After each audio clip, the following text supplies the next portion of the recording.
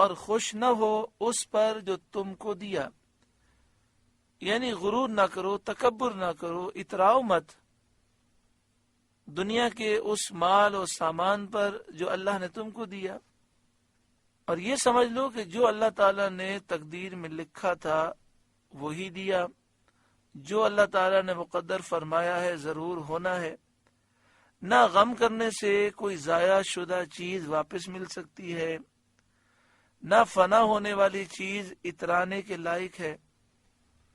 تو چاہیے کہ جب کوئی نعمت ملے تو اترانے کے بجائے شکر کریں، اور جب کوئی مصیبت آئے تو غم کرنے کے بجائے صبر کریں. غم سے مراد یہاں انسان کی وہ حالت ہے جس میں صبر اور اللہ کی رضا پر راضی رہنا اور ثواب کی امید باقی نہ رہے. یعنی ایسا غم منع ہے کہ جس میں انسان کا صبر نہ رہے، وہ اللہ کی تقدیر پر راضی نہ رہے اور ثواب کی امید اس کی ختم ہو جائے، ایسا غم منع ہے. اور خوشی سے وہ اترانا مراد ہے جس میں مست ہو کر آدمی شکر کرنے سے غافل ہو جائے. اور وہ غم و رنج جس میں بندہ اللہ کی طرف متوجہ ہو اور اس کی رضا پر راضی ہو، اس میں کوئی حرج نہیں، بلکہ وہ تو برکت کا باعث ہے. ایسے ہی وہ خوشی جس پر اللہ تعالیٰ کا انسان شکر گزار ہو جائے، وہ خوشی بھی بری نہیں بلکہ اچھی ہے. حضرت امام جعفر صادق رضی اللہ تعالی عنہ نے فرمایا، اے انسان، کسی چیز کے فقدان پر کیوں غم کرتا ہے؟ یہ اس کو تیرے پاس واپس نہ لائے گا. آپ فرماتے ہیں کسی چیز کے جانے سے تو غم کیوں کرتا ہے؟ یہ غم تجھے وہ چیز واپس لا کے نہ دے گا. اور کسی موجود چیز پر کیوں اتراتا ہے؟ موت اس کو تیرے ہاتھ میں نہ چھوڑے گی. واللہ لا يحب كل مختال فخور، اور اللہ کو نہیں بھاتا کوئی اترانے والا، بڑائی مارنے والا. یعنی جو اتراتا ہے، فخر کرتا ہے، بڑائی مارتا ہے، اللہ اسے پسند نہیں فرماتا. اللہ تعالیٰ بڑے بول سے بچائے، غرور و تکبر سے بچائے، عاجزی انکساری عطا فرمائے. اور اس میں انسان کا کمال نہیں، یہ فضیلتیں اللہ کے فضل سے حاصل ہوتی ہیں. اللہ سے ہمیں دعا مانگنی چاہیے کہ نہ ہمیں اپنی صلاحیتوں پر کبھی غرور ہو، نہ حسن و جمال پر، نہ اپنے علم و تقوی پر، نہ عمل پر، نہ خاندانی نسب پر. اللہ تعالیٰ ہر قسم کے غرور و تکبر سے بچائے. جس کے پاس کچھ نہیں ہوتا وہ تو عام طور پر غرور سے بچ جاتا ہے، لیکن جسے اللہ نے نعمتوں سے نوازا ہے، مال کی نعمت دی ہے، علم یا عمل کی نعمت دی ہے، شیطان کے بڑے خطرناک حملے ہوتے ہیں، وہ تکبر میں، غرور میں مبتلا کر دیتا ہے. اللہ اپنا فضل فرمائے اور ہمیں ان نحوستوں سے محفوظ فرمائے. الذین یبخلون، وہ جو آپ بخل کریں، وہ لوگ جو خود کنجوسی کرتے ہیں. وَيَأْمُرُونَ النَّاسَ بِالْبُخْلِ، اور اوروں سے بخل کو کہیں، دوسروں کو بھی بخل کی ترغیب دیتے ہیں، کنجوسی کا درس دیتے ہیں. یعنی راہ خدا میں اور امور خیر میں خرچ نہ کریں اور حقوق مالیہ کی ادا سے قاصر رہیں، اور دوسروں کو بھی یہی درس دیں. اس کی تفسیر میں مفسرین کا ایک قول یہ بھی ہے کہ یہ یہودیوں کے حال کا بیان ہے. بخل اور کنجوسی سے مراد ان کا سید عالم صلی اللہ علیہ وسلم کے ان اوصاف کو چھپانا ہے جو پچھلی کتابوں میں موجود تھے. تو جو نبی اکرم صلی اللہ علیہ وآلہ وسلم کی شان کو نہ بیان کرے وہ کنجوس ہے، وہ بخیل ہے.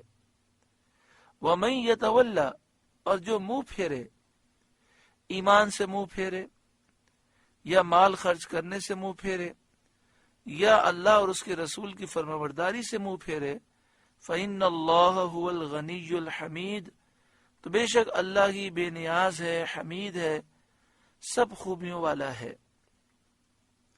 لقد ارسلنا رسولنا بالبینات، بے شک ہم نے اپنے رسولوں کو روشن دلیلوں کے ساتھ بھیجا۔ وانزلنا معهم الکتاب والمیزان، اور ان کے ساتھ کتاب اور انصاف کی ترازو اتاری۔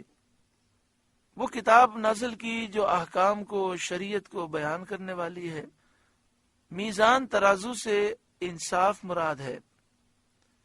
معنی یہ کہ ہم نے انصاف کا حکم دیا۔ ایک قول یہ ہے کہ ترازو سے وزن کرنے کا آلہ ہی مراد ہے۔ مروی ہے کہ حضرت جبریل علیہ السلام حضرت نوح علیہ السلام کے پاس ترازو لائے اور عرض کیا کہ اپنی قوم کو حکم دیجئے کہ اس سے وزن کریں، لِيَقُومَ النَّاسُ بِالْقِسْطِ، تاکہ لوگ انصاف پر قائم ہوں اور کوئی کسی کی حق تلفی نہ کرے۔ وَأَنزَلْنَا الْحَدِيدَ، اور ہم نے لوہا اتارا۔ بعض مفسرین نے فرمایا کہ اتارنا یہاں پیدا کرنے کے معنی میں ہے۔ مراد یہ کہ ہم نے لوہا پیدا کیا اور لوگوں کے لیے معادن سے، کانوں سے نکالا اور انہیں اس کی صنعت کا علم دیا، لوہے کو نکالنے، صاف کرنے اور لوہے سے اشیاء بنانے کا اللہ تعالیٰ نے علم دیا۔ یہ بھی مروی ہے کہ اللہ تعالیٰ نے 4 بابرکت چیزیں آسمان سے زمین کی طرف اتاری: لوہا، آگ، پانی اور نمک۔ لوہا، آگ، پانی اور نمک، یہ 4 چیزیں بابرکت چیزیں ہیں جو اللہ نے آسمان سے زمین کی طرف اتاری۔ یہ بھی ایک روایت میں ہے۔ وَأَنزَلْنَا الْحَدِيدَ، اور ہم نے لوہا اتارا۔ فِيهِ بَأْسٌ شَدِيد، اس میں سخت آنچ ہے، یعنی وہ بہت قوی ہے۔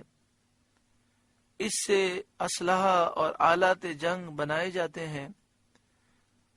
وَمَنَافِعُ لِلنَّاسِ، اور لوگوں کے فائدے کے صنعتوں میں اور حرفتوں میں وہ بہت کام آتا ہے۔ خلاصہ یہ کہ ہم نے رسولوں کو بھیجا اور ان کے ساتھ ان چیزوں کو نازل فرمایا کہ لوگ حق اور انصاف کا معاملہ کریں۔ وَلِيَعْلَمَ اللَّهُ مَن يَنْصُرُهُ وَرُسُولَهُ بِالْغَيْبِ، اور اس لیے کہ اللہ دیکھے اس کو جو بے دیکھے اس کی اور اس کے رسولوں کی مدد کرتا ہے۔ اس لیے کہ اللہ دیکھے اس کو، اس شخص کو دیکھے جو بالغیب، بے دیکھے اللہ کی مدد کرتا ہے، یعنی اللہ کے دین کی مدد کرتا ہے۔ اللہ کو کسی کی مدد درکار نہیں۔ دین کی مدد کرنے کا جو حکم دیا گیا یہ انہی لوگوں کے فائدے کے لیے ہے۔ ان اللہ قوی عزیز، بے شک اللہ قوت والا غالب ہے۔ سورہ حدید کا 3 رکوع مکمل ہوا۔ اللہ تعالیٰ اس رکوع کے نور سے ہمارے قلوب کو روشن و منور فرمائے۔